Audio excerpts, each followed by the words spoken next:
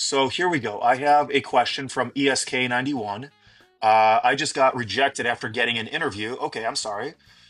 Is it okay if I reach out to the admissions team about my interview skills or overall application? You could. Right now they're probably quite busy, but so you just got a rejection letter and you're thinking like, okay, I would love to do, like an application review and ask, why did I get rejected? What could be better next year? I'm still really interested in the program. What can I do better next year, right? And a lot of programs will do that for you. They might say, we're really busy right now. Check back in a couple months. Or they might just say, yes, let's sit down and talk about this. Or they might just say, sorry, we're too busy. We straight up don't do application reviews at the end. And it just don't be offended if they do say that because the programs are busy and understaffed like everybody else nowadays. But yeah, a lot of programs will absolutely do that, especially if you have a relationship with the admissions department. So yeah, it would be a great idea. Once you get your rejection email, if you've been rejected, and again, I'm sorry about that, it's totally okay to email them and say, thank you for the opportunity. I really enjoyed my interview and getting to meet everyone. Of course, sorry I was not given an opportunity to join next year's class, but I'm still extremely interested in this program and in this profession. And I would love the opportunity to sit down with someone and discuss my application, just things that I could do better for next year, right? Because I still am extremely interested. I'm going to do anything it takes. And, please sit down with me and review my application, like an application review. So that's okay to do. I did that. When I applied, I only applied to two programs and I got waitlisted at one and I got into one. So after I got accepted to the one I actually wanted to go to, I emailed the one that I would have gone to, but was my second choice, and asked to do an application review. And they were like just a little bit condescending, and they were like, you could always use more shadowing hours and blah blah blah blah blah. And at the end of that, I was like, okay, yeah, I actually got into the program down the road that has actually been around longer and has a better reputation. But I told them, hey, well, okay, cool. I mean, I appreciate the feedback. I actually got into, this other program, which is their competition, and they got kind of mad. They were like, "Well, these application reviews are for people that have not gotten in anywhere just to improve themselves." And I was like, "I was just curious, and I still want to improve myself. Like, if there's something lacking, something that I should do before I start PA school." But anyway, thank you for sitting down with me. And sorry, I won't see you in the fall because I'm going to, a better program. I didn't say that, but you know what I mean. But anyway, yeah, I asked for that. You can totally ask for an application review and then they'll give you some pointers. And the best thing you can do is if they tell you to take some specific classes or post-bacc or a master's, get more shadowing, get a different experience. If you do that, it would look really good for you. If you literally ask them humbly, like, what could I possibly do better? And they tell you what to do and you do it. And then, you follow up with them in a few months, like, hey, by the way, thank you for our meeting. I did exactly what you told me to do. Here's the letter, or here's the grade, or here's the transcript, or here's whatever it may be to prove it. Um, they will be very impressed. And then you just kind of follow up with them every few months. And then when it comes times for the application, next year, then they're going to be like, ooh, make sure you focus on this kid because look at like he's awesome. He's really motivated. He did exactly what I told him to do. So yeah, that would be a really good thing for you to do. Okay, there are 0 likes on this, guys. There's at least a few people in here. Let's hit the like button just a little bit. And I'm going to see if I can answer a couple more questions because I'm all done chopping my salad now. So don't really have a whole lot more time, but let's see what we can do about this. All right, still waiting for one PA program to get back to me. I have one coming up. Thank you for whoever's liking the video. Seriously, thank you so much. It makes a big difference. And you say you have another one coming up on Monday. Okay, cool. Cool. Good luck with that. Diana says yearly salary ballpark. Okay, yeah, that's pretty easy. So pay, if you're talking about physician assistants, Diana, is that what you're talking about? Nurse practitioners. So ballpark minimum working full time, 35, 40 hours a week. Minimum that you can expect working full time is about 90K, depending on where you are in the country, which honestly is kind of sad to say because it's been 90K for like 10 years now. The salaries have really kind of frozen, which is really annoying, but it is what it is. So it's about 90K American if you're working in one of the lower paid specialties, pediatrics, primary care sometimes, internal medicine, maybe like outpatient cardiology, that kind of thing. If you're working at a not very high paid specialty, yeah, 90K is about the minimum you should be expecting. And also in like high saturation cities, cities with a lot of physician assistants, Pittsburgh, Fort Lauderdale, Tampa, Raleigh, where I live, unfortunately, is kind of oversaturated. So yeah, the minimum you should expect is about About 90K, maybe 100K. My first job 4 or 5 years ago at this point, 4 years ago, was 100K. And it was primary care, no call, no weekends, no nights, pretty good schedule. So, I mean, that was years ago. And it's still, I've seen salaries of 90 to 100K, which is BS. It's total BS that we are not like, our pay is not rising with the insane rate of inflation, but here we are. So, anyway, Diana, yearly ballpark figure. So, about 90K as a minimum. I've seen, especially in like, higher cost of living areas, and especially like emergency room, other specialties, California, New York City, I've seen new grads start at 130, 140, that kind of thing. That's very not common, but some new grads do start at like 120, 130, 140 even, depending on where they live, like high cost of living areas kind of thing. So yeah, for a new grad, between 90 and I'd say like 120 is pretty normal for a physician assistant. Now, once you get some experience, depending on the specialty, sky could be the limit, right? So, like if you're in like one of the higher paid specialties, you're in cardiothoracic surgery, you have an injections business, you're in plastic surgery and you do a lot of procedures independently. You're in like outpatient urology or ENT and you're doing a lot of procedures independently. 200 is not unheard of, 250, 300 is not unheard of, but that's top, 1 to 5%. Most PAs make somewhere around like, 120, 130, maybe 140 midway through their career. And kind of the crappy thing about being a PA is there is a ceiling. So, we don't really go much higher than that unless you start your own business or unless you're like doing a lot of overtime, you're doing like moonlighting, you got a part-time job as well as your full-time job. Then, yeah, I mean, sky's the limit. You can make, I've heard of a nurse practitioner. This was on the Dave Ramsey show.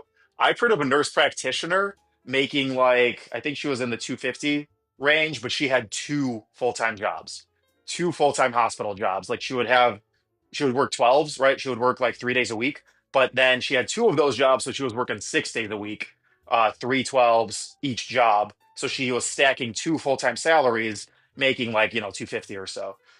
So I mean, if you don't value your mental health or you're trying to pay off debt, you could do that. There's always work. That's the thing, is there is always some kind of work you could do as a physician assistant or a nurse practitioner. So anyway, that was Diana's question. That's kind of ballpark salary, kind of the low and the high ends of that. What else we got here? Jules says, I got a move to the next round of screening in September, but haven't heard back since. Should I be worried? Not necessarily. You know, um, I was actually meeting with a PA school applicant yesterday, and she submitted some things whose deadlines were like I want to say early October, and we kind of chat GPT'd it, and we found out that you could take between like 2 weeks and 2 months, like 2 to 8 weeks for you to really hear back about an interview or anything. So I wouldn't be worried quite yet. So yeah, I wouldn't worry. Either way, you don't want to worry. Okay, sorry, let me scroll some of these questions. This is a way better live than last time. You guys are awesome. Let me see here.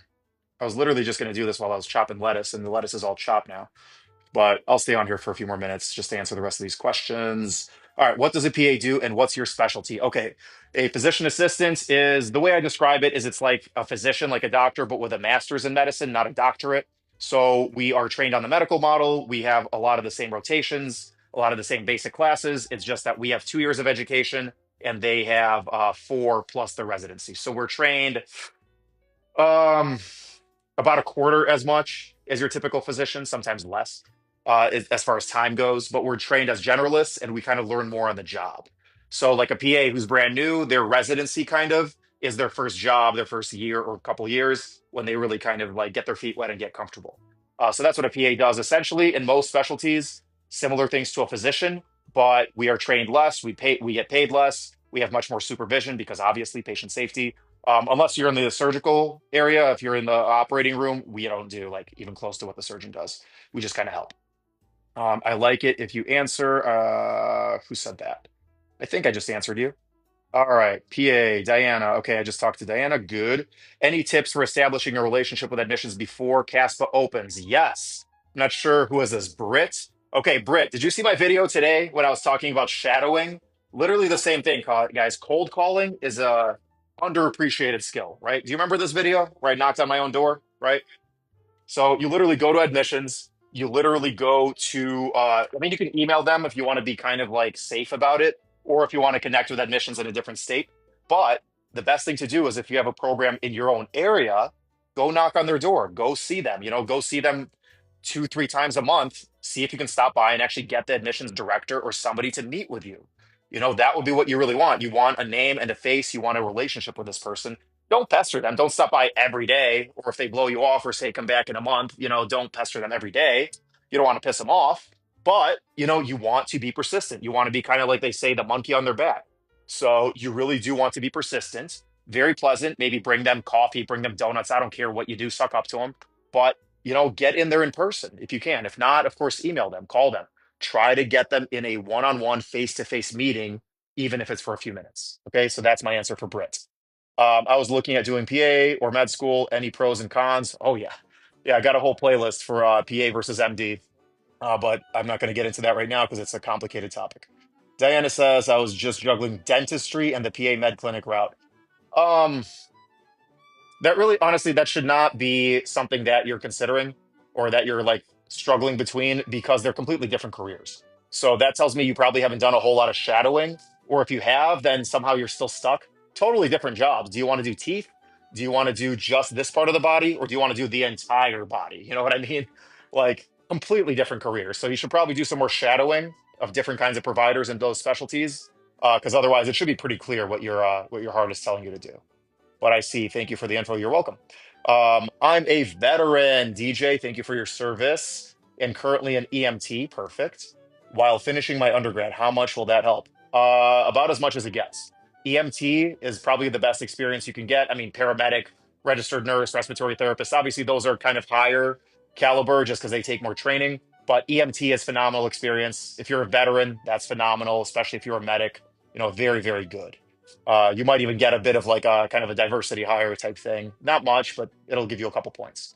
Hi, do you do Zoom sessions for college pre-PA clubs? I'm from SDSU. Yeah, yeah. If you look at the channel, I did one from Pittsburgh that went pretty viral. I did one at George Washington, I believe, around DC. I did one with GAPA. I did one with some school in California. I'm trying to do them more and more. So yes, if your pre-PA club wants me to speak, you want to develop a relationship with our company so I can give you guys discounts, donate free books, all that kind of stuff. I want to connect with every pre-PA club in the country. So please DM me.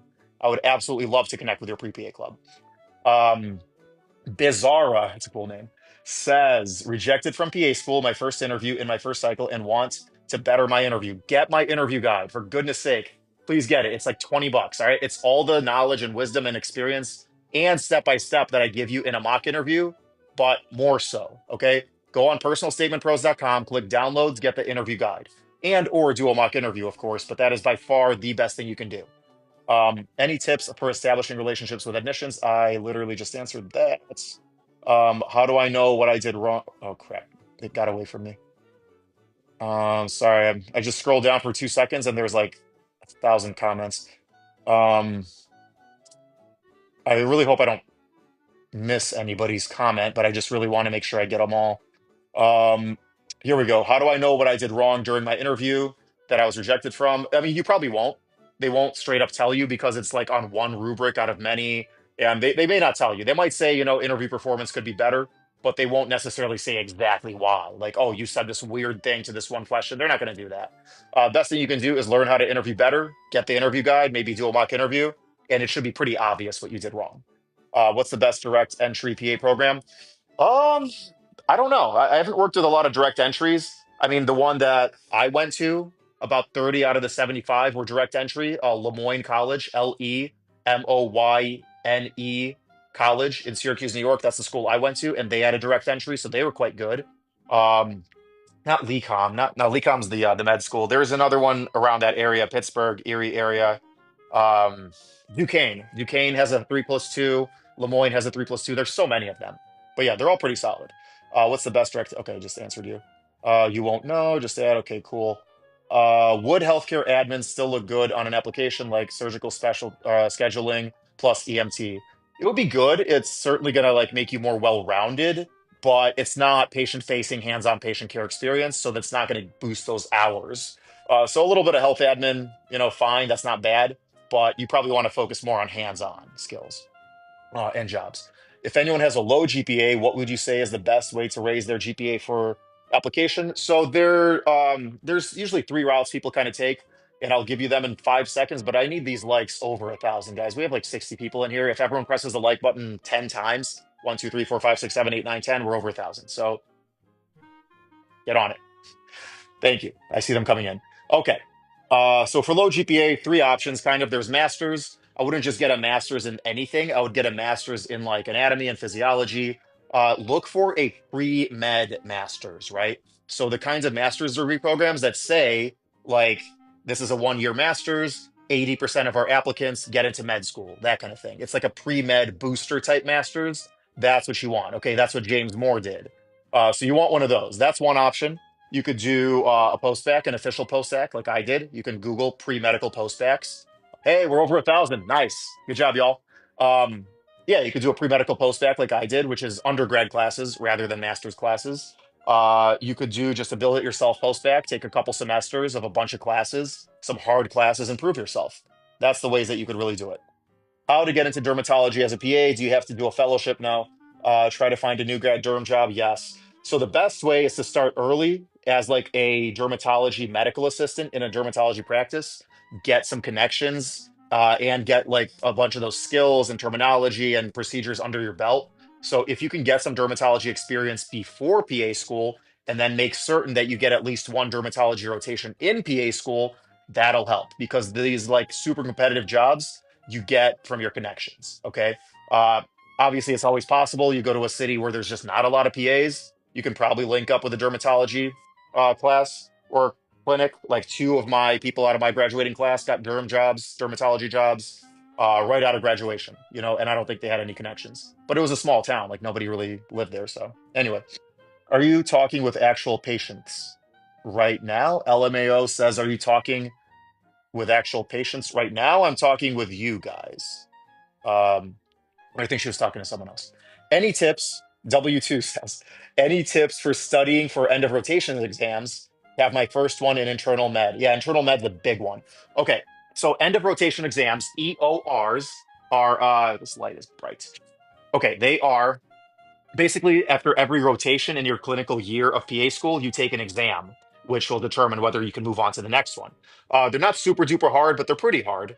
And what I did for EORs is I literally just did the Rosh review section exam. So like you get not the section exam, what do you call it? The extra like question bank. So you have like your typical Rosh review question bank, and then you also have one for every core rotation. So, gynecology, women's health is going to have one, internal med is going to have one, family med, pediatrics, everyone is going to have one. And yeah, I know they're like $100 or $120 or something, but man, are they worth it. Like it's an extra $1,000 for your, out of your student loans. Fine, deal with it because they were the most helpful to me. I didn't do super well on my first one. In fact, I almost failed it. But then when I started looking at those question banks, that's the only thing I really studied from. Like if I really got everything in that question bank, and I like knew everything, all those topics, and then I still had more time, maybe I'd go to Pan's Prep Pearls, which I think I have somewhere around here. Yeah, Pan's Prep Pearls or like the program materials that my program provided. But mainly it's those extra question banks that I do want you to buy. Those are phenomenal. No, I'm not sponsored by them or anything. I'm just telling you exactly what I did, and I never had trouble with an end of rotation exam once I started doing that. DIY postback or masters? I mean, personally, I'd say DIY postback just because it's cheaper. Master's degrees are pretty expensive, especially those like pre-medical type ones. So I'd probably just say a DIY post-bac at like a state school with cheap tuition. That's probably what I do. I did that one right there. Obviously, it was not cheap tuition, but the military paid for it. So thank you, taxpayers. Very grateful for that. LMAO, yes, but that's not patient care hours. Okay.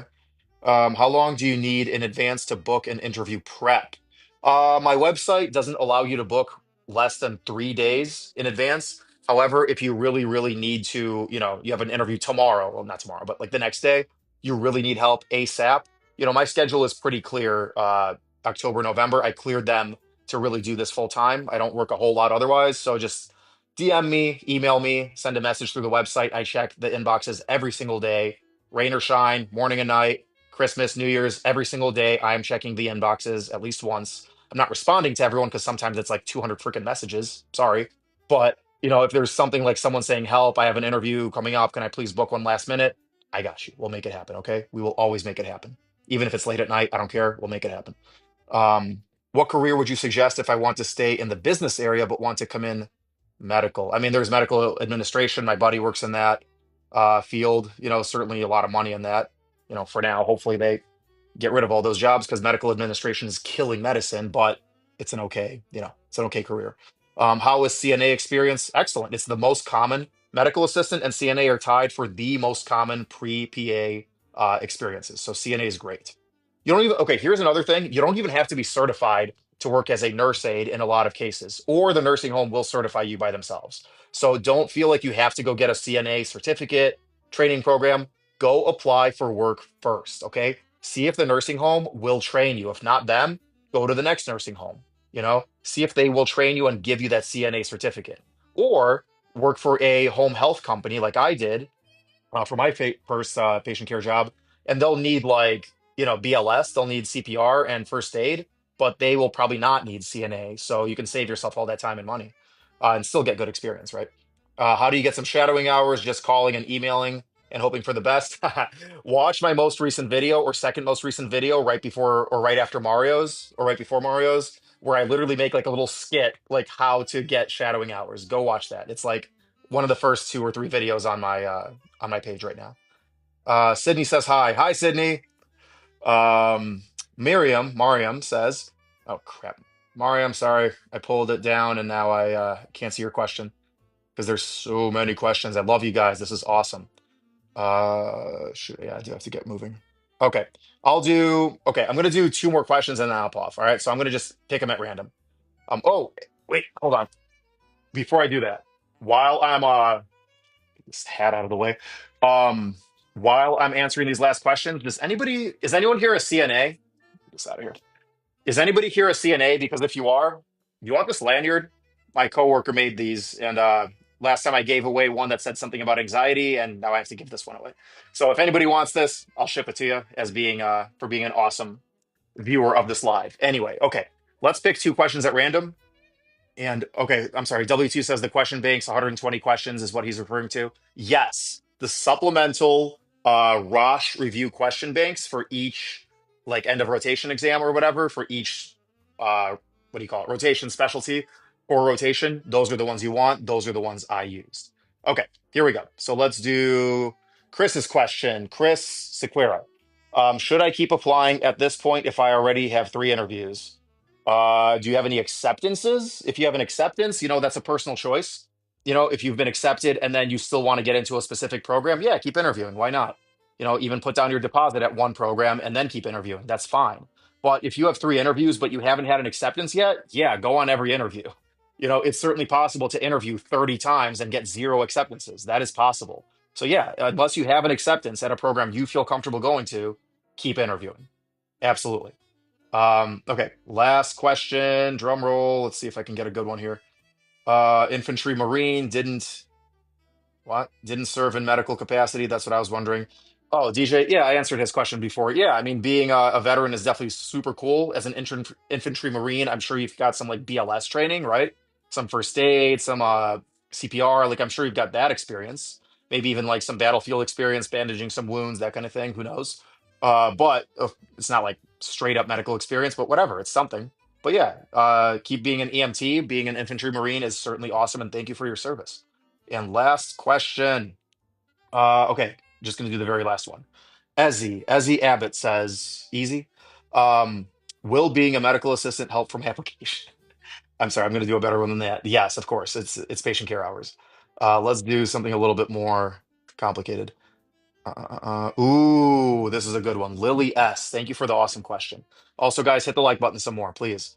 Lily S. Would you recommend writing about failures in your personal statement? Yes, with a caveat. Yes, I would probably say failure, not like all the failures or all the struggles. You don't want to sound like you're complaining. You don't want to sound like, life was super hard and now you're just like emoting and you're like oversharing and you're treating the essay or the interviewer like your therapist. Don't do that. If you do have a struggle, like, I don't know, parent got sick, parent died, you got sick, you had an injury, you were in the hospital a lot, grew up in an underprivileged area, anything like that, you can certainly bring up just enough context to understand what's going on, and then focus much more on what you learned from it, how you became a better, stronger person, and future empathic, hardworking clinician because of this. So 1/3 max context, what actually happened to you or to somebody else. 2/3 what you learned, why it's going to make you a better person. Okay. A lot of people feel like that's flipped. They spend like 2/3 of the time, if not more, talking about what happened. Oh, dad was abusive. Oh, I broke my leg. Oh, I grew up in this country where they had no water, no clean drinking water, like whatever it may be. And then like the last sentence will be like, but that made me stronger. No, I want it flipped. Just enough context about what actually happened. Make it emotional, make it interesting, but just enough context. And then spend the rest of the time, 2/3 or so, talking about why it made you a better, stronger, more empathic person, student, and future clinician. Okay. Hopefully that makes sense. That's what I tell everybody that, interviews with me or that I do the essays for. That's a very, very common problem. Okay. Guys, thank you for all the awesome questions. I will do another live, I promise. This was kind of impromptu just before the gym while I was chopping salad. And, now that's over. Now I have to go to the gym and keep writing this interview book for you guys. But anyway, yeah, a few last minute things. If you have an interview coming up, get the interview guide, personalstatementpros.com. Downloads. It's like 20 bucks. It has 6 years of experience of everything I like coach people on for interviews. Go get that. Do a mock interview, with myself, with any of the other coaches. Lots of availability, this month, next month. I'm making sure to be open for you guys. What else? If you have a pre-PA club, or a pre-med club or anything that wants to partner with us, certainly DM me, email me, message me through the website. I partner with lots of different pre-PA clubs that, we give them discounts on the services. We give them stacks of books for free. I'll do like a presentation or a workshop on Zoom or even in person, all that kind of stuff. We're trying to do that more as this is becoming my full-time gig. So anyway, guys, thank you for the awesome live. We'll see you next time.